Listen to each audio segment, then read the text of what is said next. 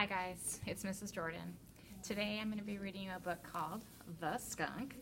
This book is written by author Mac Barnett. Now this is an author that I know you guys know.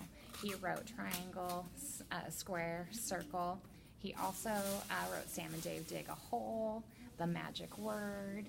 He did Rules of the House. He's got a book called Oh No too. Really, the list goes on and on.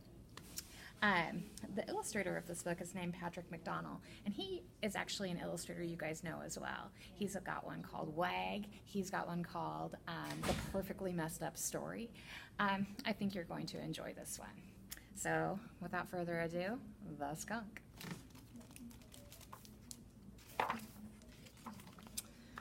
When I left my house, there was a skunk on my doorstep. I kept very still. I did not want to startle him, but the skunk did not seem scared. Slowly and carefully, I backed away and started down the street. The skunk started right after me. We walked together a few blocks. I thought it was funny that a skunk and I could be going in the same direction. But after a mile, I realized I was being followed. When I sped up, the skunk sped up. When I slowed, the skunk slowed. I took many wild turns, and so did the skunk. I turned to the skunk. I asked, "What do you want?" The skunk did not answer. The skunk was a skunk. I bought the skunk an apple. I gave him a saucer of milk. I offered him my pocket watch. The skunk did not want any of these things. This was ridiculous. I was wasting my time. I hailed a taxi and sped off down the avenue. The skunk took the next cab. Outside the opera house, I hid behind a shrub. The skunk did not see me crouching there. Success! I bounded up the steps and took my seat.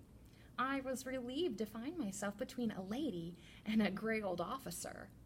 But then, of course, skunks can't buy tickets to the opera. The curtains rose, and I smiled.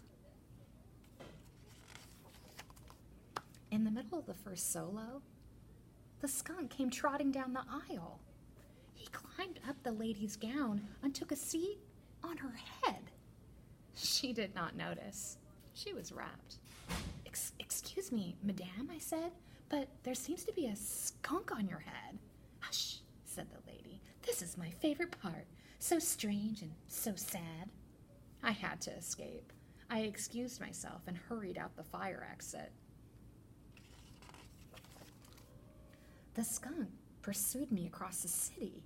He followed me through the sculpture garden and the cemetery. I could not get away. I ran to the carnival and bought a ticket to the Ferris wheel. The skunk boarded the gondola after mine. We rode around in great circles. He was not getting any nearer, but he was not getting any further away. I'll admit that I began to panic. I ran past the wharf and turned down an alley. It was a dead end. The skunk walked towards me. "Go away, skunk," I shouted. But the skunk came closer and closer. I lifted a manhole and climbed down into the sewers. I hurried underneath the streets. Many times I paused to catch my breath, but never for long. I had to go on. When I came up, I was in a different part of the city. I found a new house, I bought new things, and on my first night, when I opened my bedroom door, guess who was waiting there for me? Nobody. I threw myself a party. I cooked a large dinner. People brought me gifts. After dessert, during the dancing, I thought about the skunk. was he doing? Was he looking for me? Was he back in his burrow? Was he following someone else? I left the party to find my skunk. He was not in the alley. He was not in the carnival. He was not beneath the city. I could not find him anywhere. I searched and searched. There was the skunk. I trailed him down the sidewalk, careful to remain hidden. I think I'll keep an eye on him and make sure he does not follow me again. All right, that is The Skunk by Mac Barnett, art by Patrick McDonald. I hope you enjoyed it. I'm just kind of wondering, why do you think the man went looking for the skunk?